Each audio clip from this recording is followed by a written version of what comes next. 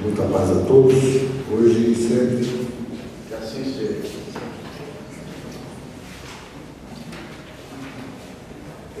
A leitura que a nossa irmã Nilda fez é justamente o assunto que nós vamos abordar, que são as cartas do Cristo.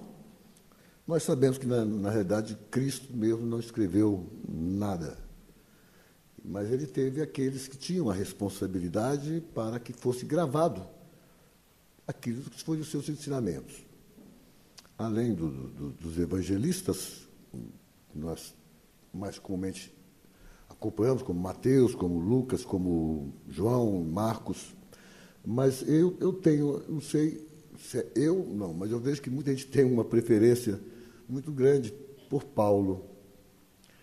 Porque o Paulo realmente, quando ele fez a sua modificação, a porta de Damasco, ele se prometeu realmente ao Cristo. Quer dizer, de um homem orgulhoso, perseguidor dos cristãos, quando Cristo se apresenta a ele cai do cavalo, inclusive, e ao se erguer, o homem orgulhoso se levanta como um verdadeiro, com a humildade, se propondo a ser um verdadeiro escravo do Cristo. Porque ele diz o seguinte: o que queres que eu faça, o Senhor? O que o Senhor quer que eu faça? Quer dizer, com isso ele está se dispondo a realmente a se entregar de corpo e alma a todo aquele trabalho, ao trabalho que ele realmente veio a realizar. Paulo, depois desse processo de conversão dele, ele foi até Damasco, não só para tratar o problema da visão dele, mas também para ir à casa de Gamaliel. Gamaliel foi um dos instrutores deles, mentor dele lá no Sinédrio. E o Gamaliel já tinha se convertido ao cristianismo. Porém, ele se afastou justamente de Jerusalém para ficar um pouco mais fora daquela intriga toda que os judeus criavam para os cristãos. Mas Gamaliel tinha os pergaminhos, quase todos não, um pouco de pergaminhos daqueles ensinamentos do Cristo. E ele passou esses pergaminhos para o Paulo, e Paulo se isolou no deserto de Dan por 3 anos. Durante esses 3 anos, a finalidade que ele esteve lá foi estudar esses pergaminhos e aprender uma profissão, porque ele precisava também ter uma maneira de manutenção, porque quando ele passou a ser cristão, os pais os deserdaram. Embora ele tenha recebido ainda um pouco de dinheiro, mas isso acaba, né? O tempo acaba. Não se diz bem, por exemplo, quando é que Paulo nasceu, se diz quando ele desencarnou. Desencarnou não, porque ele foi decapitado. E diz assim que ele nasceu entre os anos 5 e 10 depois de Cristo. Depois de Cristo. Se o Cristo veio fazer o trabalho dele aos 33 anos, isso significa que Paulo, até os 20 e poucos anos, embora ele não tenha convivido com Cristo, mas ele esteve vivendo ainda um período na época do trabalho que o Cristo veio fazer. E Paulo, nesse isolamento dele lá, ele se preparou realmente, depois que ele se sentiu preparado para ser, por analogia, esses evangelistas, na verdade, e Paulo, foram verdadeiros carteiros do Cristo. Eles apenas entregavam aquilo que o Cristo os transmitiu. Assim como o Chico falava aqui, olha, o que eu tenho hoje, o que eu faço hoje, eu sou apenas um instrumento, porque quem manda as mensagens são outras entidades, no caso de Emmanuel, de André Luiz e tantos outros. E da mesma forma foi o trabalho que esses evangelistas fizeram. E Paulo, eu acho importante porque a dedicação dele foi realmente de impressionar. Para vocês terem uma ideia, ele andou, nesse período dele, 30 mil quilômetros a pé, fora o que ele transitou de navio, de barcos também, né? Através do mar, Mas a gente pensava, uma pessoa fazer 30 mil quilômetros a pé, a metade, mais ou menos, da linha do Equador, é muita dedicação. Além dos riscos que eles corriam, além das intempéries que eles enfrentavam. E, no entanto, Paulo não houve momentos de desistência. Paulo teve alguns momentos, porque o Paulo não levou só, como cristão, só o Estevão ao sacrifício. Ele sacrificou muitos outros cristãos. E, obviamente, ele mesmo já realizando o trabalho em prol do Cristo, sendo um verdadeiro, realmente, carteiro do Cristo, ele tinha momentos realmente de grandes tristezas absolutas por ter lembranças do que ele fez, de como ele sujou realmente as mãos dele de sangue. E isso o atormentou durante todo o restante da carreira, da vida dele, porque ele tinha momentos que ele tinha as visões dessas pessoas todas que ele perseguiu. Mas, mesmo assim, ele não desistiu, ele seguiu em frente. Certa feita, está lá no livro Paulo e Estevão, ele se encontrava muito amargurado, chorando muito, porque ele já tinha ido a aos lugares que ele ia e montavam núcleos cristãos, mas ele não entendia mais o que ele podia fazer. E aí, Cristo mesmo veio falar com ele. E Cristo disse a ele: agora você vai escrever e vai distribuir todas essas escrituras, tudo que você lembrar. É claro que ele também passou a ser um médium do Cristo, porque aí Cristo passou a transmitir por intermédio dele aquilo que precisava ser ensinado. E ele, depois que ele enxugou as lágrimas, e ele, tá bom, então vamos à obra. E ele realmente passou, então, a escrever tudo. A escrever tudo aquilo que ele recebia, aquilo que ele aprendeu, lendo sobre os pergaminhos, e aquilo que o Cristo e outras entidades superiores passaram a transmitir para ele, para que ele escrevesse. E ele escreveu. E eu tenho uma passagem dele aqui. Bem, só antes de falar dessa passagem, ele escreveu, certa feita, uma das cartas, ele mandou para Pedro, e o Pedro estava ainda em Jerusalém, lá na Casa do Caminho. Então, Pedro, também está lá no livro Paulo e Estevão. Então, Pedro, quando leu essa carta, junto aos seguidores do Cristo, lá em Jerusalém, Pedro ficou muito emocionado, e Pedro alertou aos cristãos que estavam lá, aqueles seguidores lá, dizendo: olha, essa carta é uma carta do Cristo. E por isso tudo aquilo que nós temos de mensagem dos evangelistas e de Paulo realmente são as cartas do Cristo. Eu vou ler aqui para vocês, porque parece que essa passagem foi escrita aos Romanos, Paulo escreveu aos Romanos, no capítulo 7, e os versículos de 14 em diante. Mas eu diminuí, porque é grande lá o assunto, mas é interessante eu ler, porque parece que, no meu caso, ela cai muito bem. Cai tão bem que, o título dela chama O Homem Entregue ao Pecado. Paulo diz: sabemos que a lei é espiritual, mas eu sou carnal, vendido como escravo ao pecado. Realmente, não consigo entender o que faço, pois não pratico o que quero, mas faço o que detesto. Com efeito, não faço o bem que quero, mas pratico o mal que não quero. Quando Paulo fala a respeito disso, a gente imagina quanto ele devia estar realmente sofrido, quanto ele estava angustiado ainda por lembranças. Mas nós temos que sempre lembrar que o primeiro passo para a nossa regeneração chama-se arrependimento. Então, Paulo teve os processos de arrependimento dele. Ele teve o despertar dele diretamente do Cristo. Nós temos tido esse despertar aqui, graças à doutrina espírita, porque nós tivemos vivências em outros momentos, existências nossas, pelo menos de tentativa de aprendizado dos evangelhos, dos ensinamentos do Cristo, mas nós deixamos de escapar.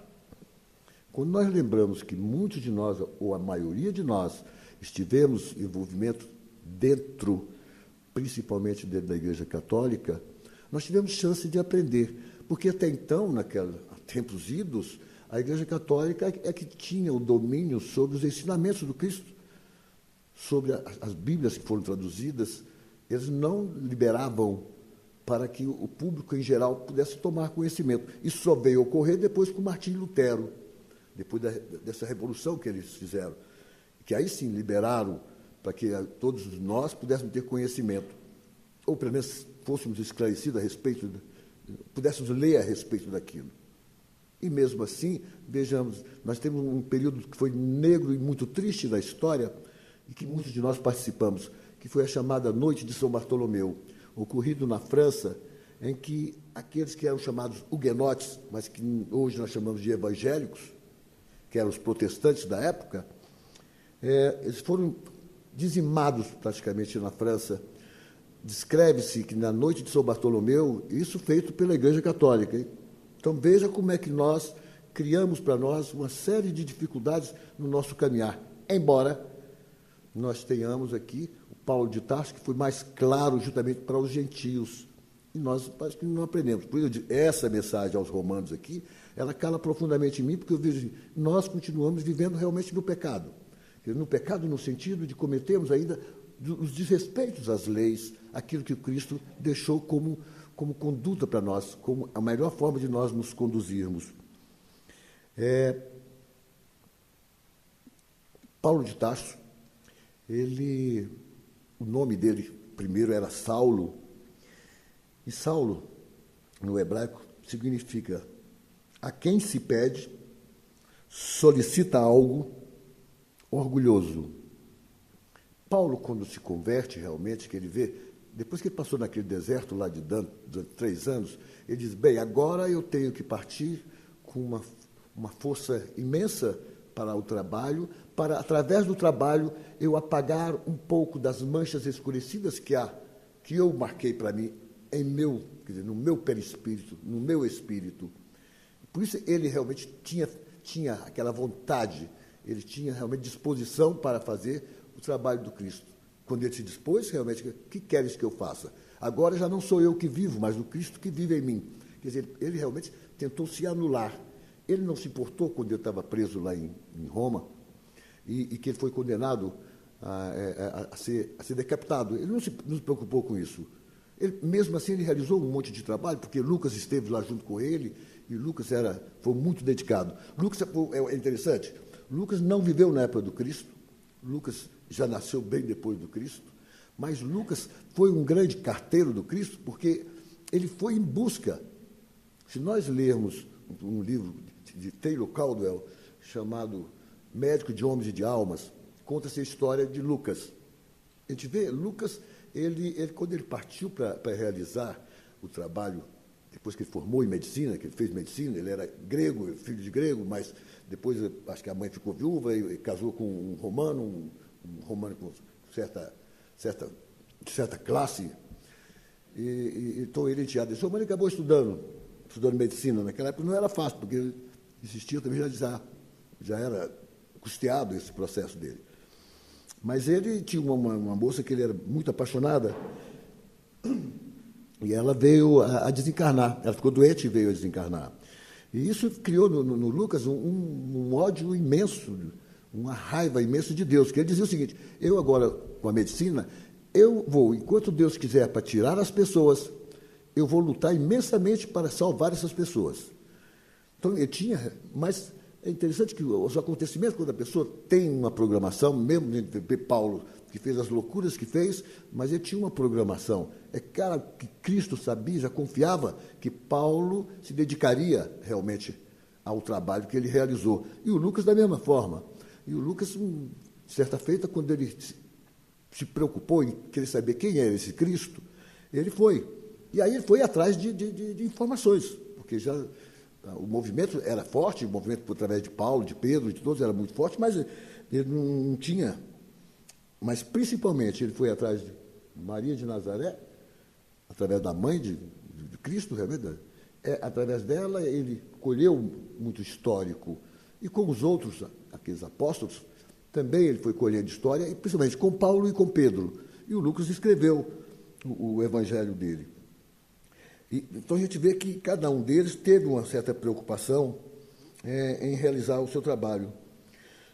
Paulo desencarna realmente aos 67 anos, decapitado, mas a gente vê que ele tem depois um retorno para dar continuidade a essas cartas do Cristo, porque ele vem, no período de Kardec, ele retorna, e nós temos lá 2 citações no Evangelho segundo o Espiritismo, uma que é sobre as penas eternas, e a outra é fora da caridade não há salvação, que é lindíssimo, quando ele realmente nos coloca qual é a condição para que nós possamos alcançar uma qualificação para nós.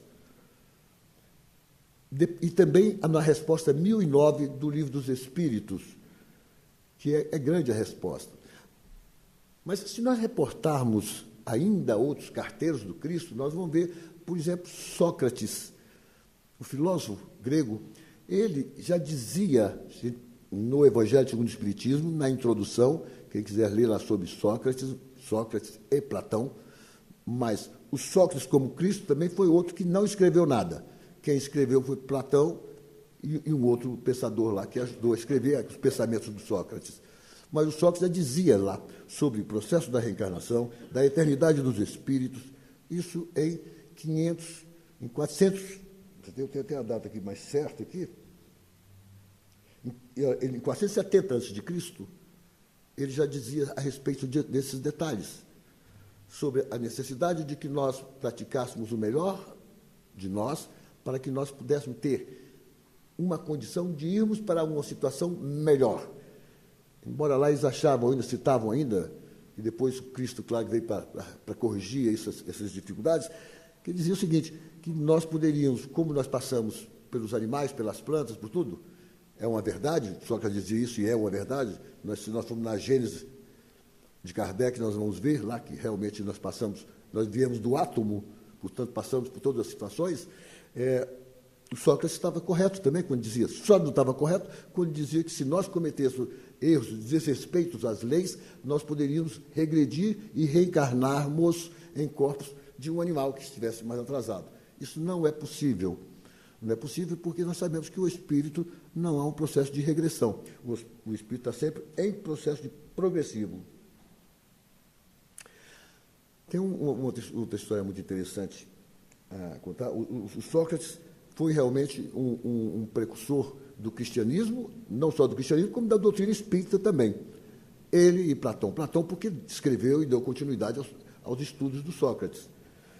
Mas nós tivemos vários outros precursores. Se nós vamos ver Siddhartha Gautama, que é o Buda, no caso significa o iluminado, na verdade ele nasceu no Nepal, mas a religião só se desenvolveu, o budismo só se desenvolveu a partir da Índia. O Buda também citava, nos mesmos ensinamentos dele, esses mesmos cuidados que nós deveríamos ter. Olha, o Buda dizia assim, olha, o mundo que nós criamos está de acordo com o que nós fazemos dos nossos pensamentos. Dos nossos pensamentos, nós faremos um mundo bom ou ruim. E é justamente o que a doutrina espírita nos mostra, que é justamente através do pensamento é que nós vamos construir, ou construir o melhor, ou construirmos o pior para nós. Porque é através do pensamento é que nós estamos nessas vibrações atraindo as companhias que nós quisermos. Então, vai depender de nós. Então, o Buda já orientava, o Buda já falava também a respeito da reencarnação. Então, os ensinamentos pré-Cristo e pré-doutrina espírita, eles foram bastante já divulgados, e claro que o Cristo veio para trazer uma melhor forma de entendimento para nós, porém, mesmo naquela época, o Cristo falou, olha, não direi tudo, porque vocês ainda não têm condições de entendimento, mas eu rogarei ao Pai e Ele vos enviará o Consolador, que é para nós a doutrina espírita, que aí sim ela veio nos trazer mais explicações, mais ensinamentos, para que nós tenhamos um entendimento melhor sobre o que nós fazemos da nossa vida. Então, os grandes carteiros do Cristo, ele está presente a todos os momentos para nós. Eles estão trazendo para nós informações a todos os instantes. Mas, mesmo assim, ainda, embora tenhamos a doutrina espírita e algumas obras complementares que nos trazem, que nos trazem maior esclarecimento, mesmo assim, ainda não temos a condição de ter um entendimento profundo sobre como realmente é, por exemplo, o mundo espiritual. Embora nós todos tenhamos já vivido muitas vezes no mundo espiritual, não conseguimos ainda, pelo menos conscientemente, termos essa lembrança do mundo espiritual. Porque muita gente acredita ainda que nós podemos morrer, ir para um lugar paraíso e pronto, e vamos continuar na maravilha lá. E a gente sabe que não é, porque nós somos obrigados a evoluirmos. Todos nós temos que estar em busca desse processo evolutivo. Portanto, nós não vamos ficar em nenhum paraíso se deleitando, achando que vamos viver a maneira que nós quisermos.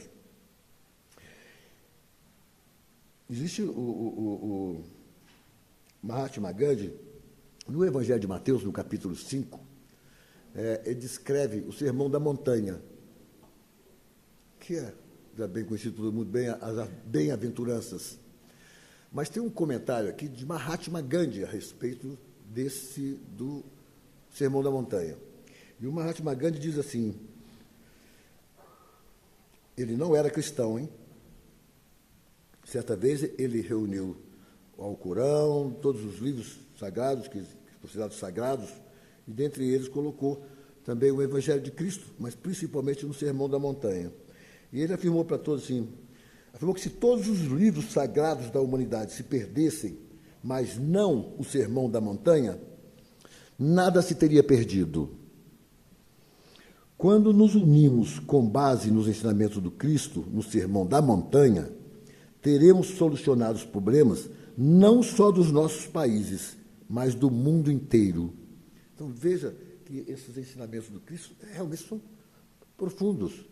O problema cabe-nos colocarmos em prática. As escritas do Cristo foram escritas realmente, como foi lido no começo, em nossos corações. As maiores cartas do Cristo foram os seus exemplos. O seu amor ao próximo, a sua humildade, a sua dedicação, a sua paciência, a sua tolerância, e que nós ainda estamos em busca dessas qualidades, dessas virtudes, que estamos ainda muito devagar nesse caminhar. Então, se nós temos alertas, nós somos espíritos milenares, portanto, nós vivemos também numa época de Confúcio, de Foí, de Buda, de Sócrates e desses grandes precursores do cristianismo. Então, nós recebemos desde aquela época já algum tipo de despertar para os ensinamentos do Cristo. E, infelizmente, nós estamos ainda passando por algumas limitações, algumas dificuldades. É interessante que o Sócrates diz uma coisa também que é muito interessante. Ele diz assim, se os médicos fracassam na maioria das doenças, é que tratam o corpo sem a alma, e que o todo, não estando bem, em bom estado, é impossível que a parte pode estar bem. O que ele está dizendo? Que se nós tratarmos, realmente, hoje em dia, o médico tem que estar com uma preocupação mais holística.